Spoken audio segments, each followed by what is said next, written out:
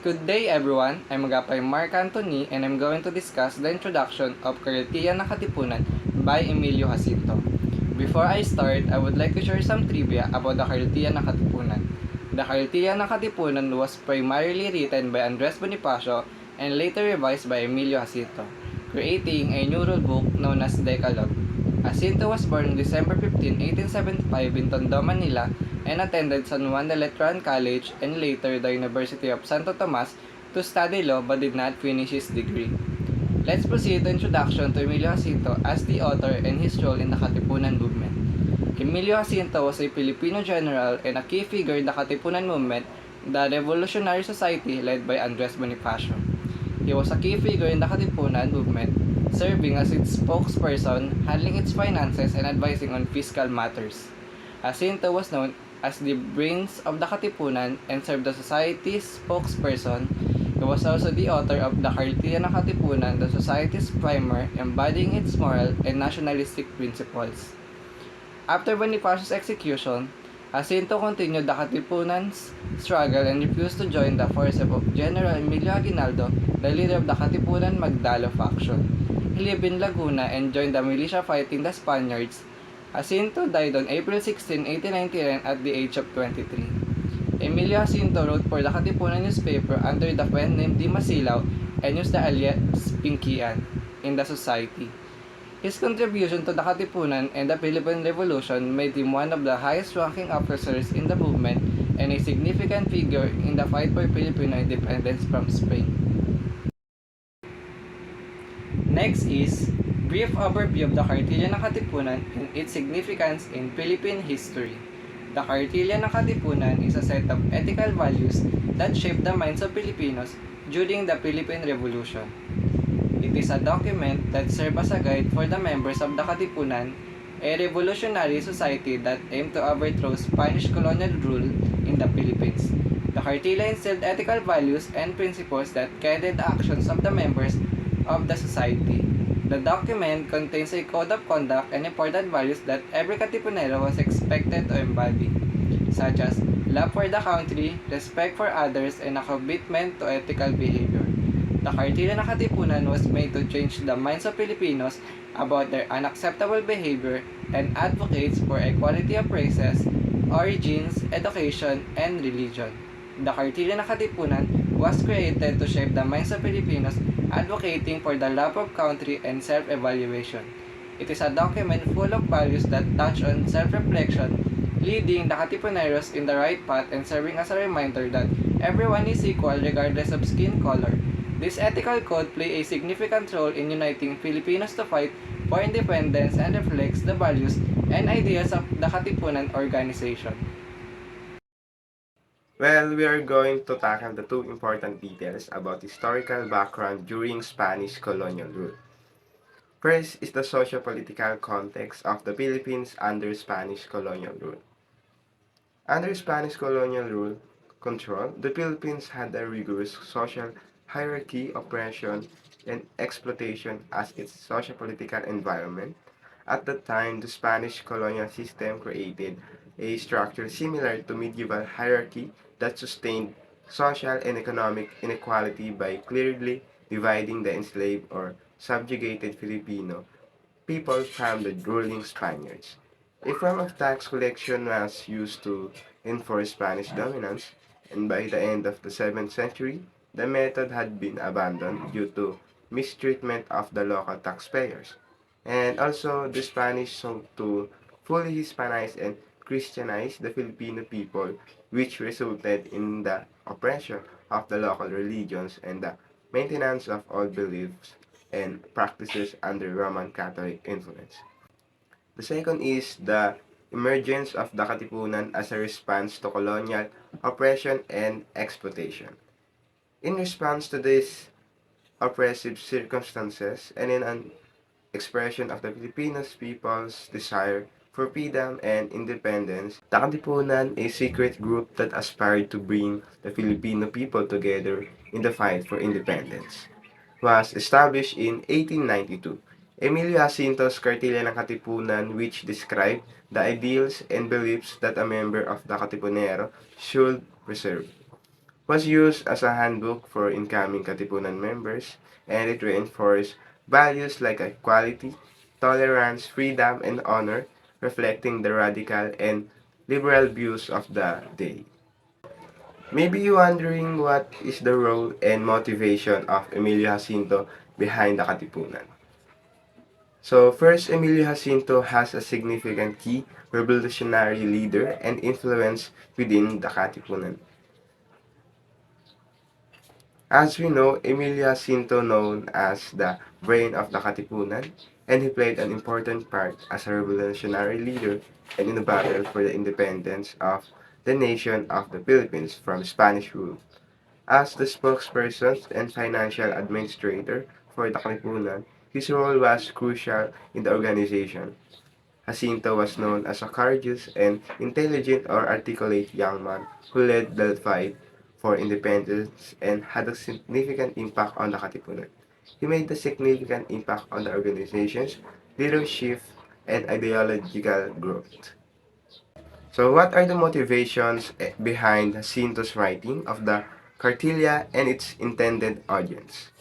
So, in 1892, Emilio Jacinto published the Kartilya ng Katipunan, a guide for new Katipunan members, and his aim for composing the Kartilya was to lay out the principles for the future government that Andres Bonifacio, the Katipunan leader, envisioned. The document was meant to represent moral and nationalistic ideas for all Filipinos and was delivered as a pamphlet or small booklet to Katipunan members. Jacinto's writing attempted to convey virtues such as honor, compassion, and self-sacrifice for the cherished land, representing the organization's ambitions for freedoms and self-determination. Hi, my name is Ken Trigaroso and I will explain and present to you the 14 rules of Kartilya ng Katipunan. Okay, Emilio Jacinto wrote the Kartilya ng Katipunan, which has 14 rules outlining the beliefs and principles that a Katipunero should follow. These principles govern many elements of a person's life and character, emphasizing values like love, kindness, education, honor, integrity, and respect for others. Each rule embodies the moral and nationalistic values that will guide Katipunan members in their quest for freedom and self-determination. Rule number one: life not dedicated to a lofty and reasonable purpose is like a tree without shade, but rather a poisonous weed. Well, this rule shows the importance of living purpose-driven life. Without a clear and meaningful goal, life becomes directionless, leading to unfavorable and potentially harmful outcomes and facing undesirable situations. Rule number two: to good for personal gain and not for its own sake is not a virtue. Well, do with pure intentions and kindness with the whole heart, not to get praise from other people. Okay. Rule number three: it is rational to be charitable and love one's fellow creature, and to adjust one's conduct, acts, and words to what it is in itself reasonable.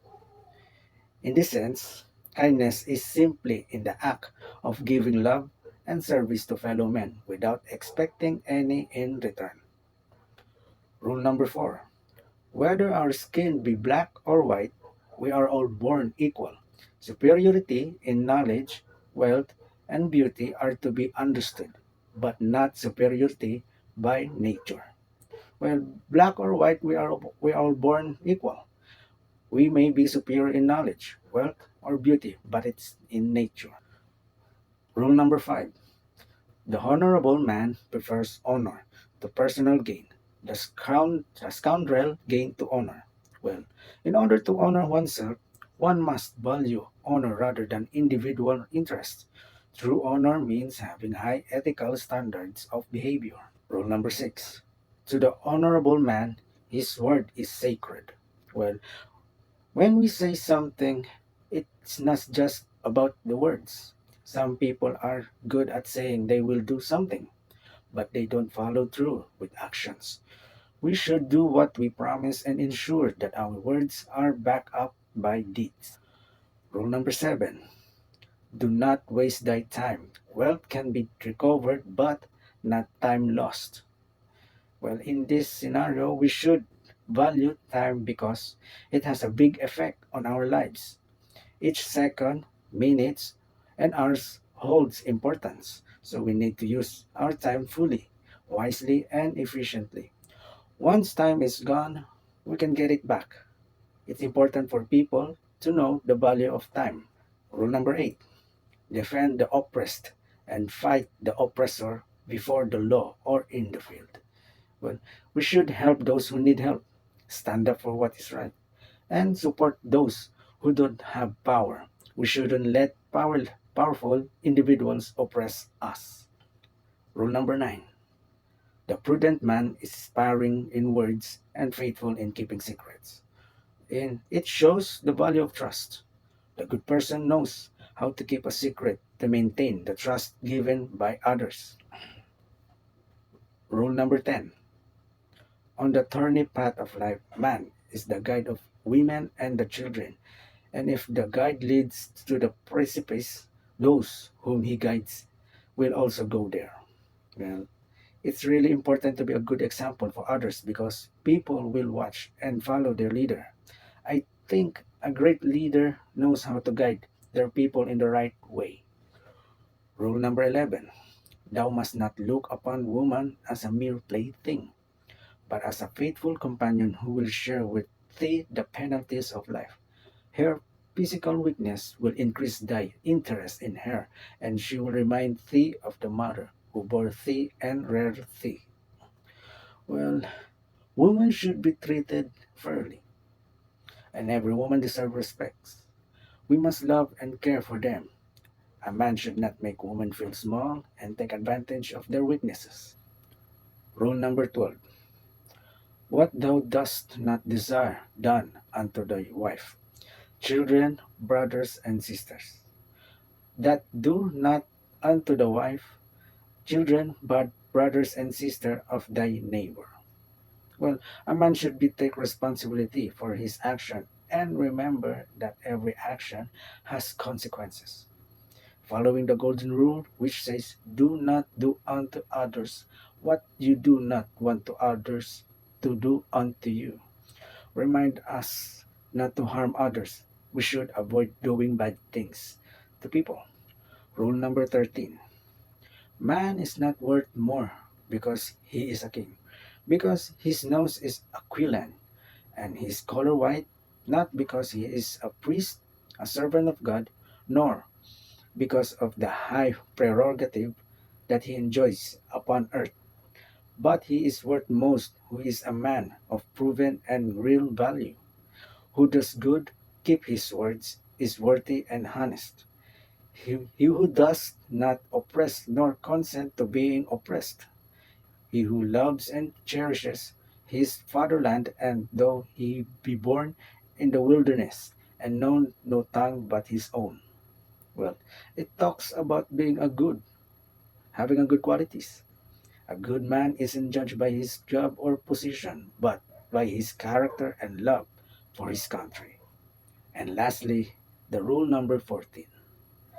When these rules of conduct shall be known to all, the longed for sun of liberty shall rise brilliant over this most unhappy portion of the globe, and its rays shall diffuse everlasting joy among the confederated Britain of the same race. The lives of those who have gone before, the fatigues and well-paid suffering will remain. If he who desires to enter the Katipunan has informed himself of all his and believes he will be able to perform what will be his duties, he may fill out the application for admission. Okay. So lastly, the code of conduct shows the desires of Emilio Aguinaldo. This rule states the ones everyone understands and follows these conduct rules. Freedom will shine brightly, bringing happiness to the Philippines, honoring the sacrifices of those before us. And if someone wants to join the Katipunan, they must be understand and be willing to fulfill their duties. Hello guys, I am Klaus. So let's move on application and influence. First, 14 rules guided the actions and behavior of Katipunan members during the Philippine Revolution. During the Philippine Revolution, Katipunan members' activities and the behavior were directed by the 14 Kartilya ng Katipunanons. The document functioned as a guide for new members describing the beliefs and ideas that a Katipunero should follow. The rules pointed out characteristics such as love, generosity, education, honor, integrity, and respect for others, giving the organization's members a moral and nationalistic foundation. The Kartilya ng Katipunan was not simply a guide for members but also an ideology that embodied moral and nationalistic values. It was approved as the Katipunan's official primer, laying the foundation for the organization's ethical and ideological structure. The analysis of these principles provides light on the ethical and ideological framework that supported the Katipunan's revolutionary activity, as well as the organization's ambitions and the ideals it tried to instill in its members.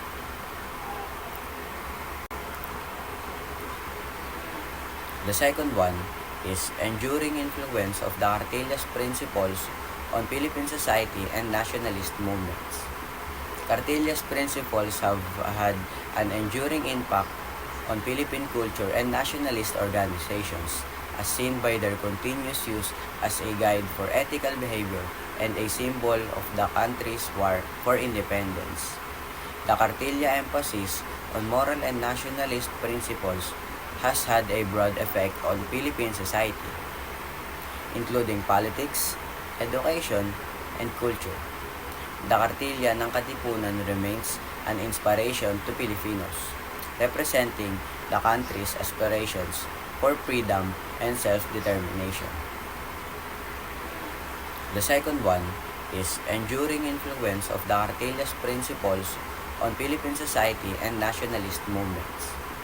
Kartilya's principles have had an enduring impact on Philippine culture and nationalist organizations, as seen by their continuous use as a guide for ethical behavior and a symbol of the country's war for independence.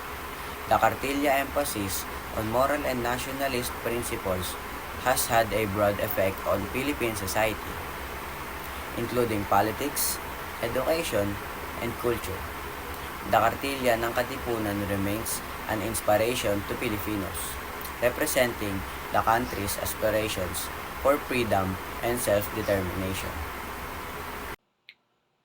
In summary, Emilio Jacinto's Kartilya ng Katipunan laid the moral and intellectual foundation for the Katipuneros, detailing the norms and ideals that should have been upheld after joining the secret society. It was like a code of conduct that demonstrated what a true Filipino is, both in words and acts. It contained 14 pieces of information that described the principles that Katipuneros should hold. The Kartilya was adopted as the Katipunan's official primer or short book, and it served as the moral and philosophical underpinning for the Katipunan. The Kartilya ng Katipunan functioned as the Katipunan movement's guiding ideology, instilling its followers a feeling of purpose, solidarity, and moral purity. Its enduring legacy lives on Philippine society, encouraging future generations of Filipinos to strive for freedom, democracy, and social justice. Emilio Jacinto's legacy as author of the Kartilya, crucial revolutionary leader, lives on a symbol of Filipino nationalism, intellectual prowess, and revolutionary energy. His belief and teaching continue to motivate and guide the Filipino people in their continuous battle. His ideas continue to mold the national consciousness, providing a reminder of Emilio Jacinto's enduring legacy and the Katipunan's heroic sacrifice in the fight for Philippine independence.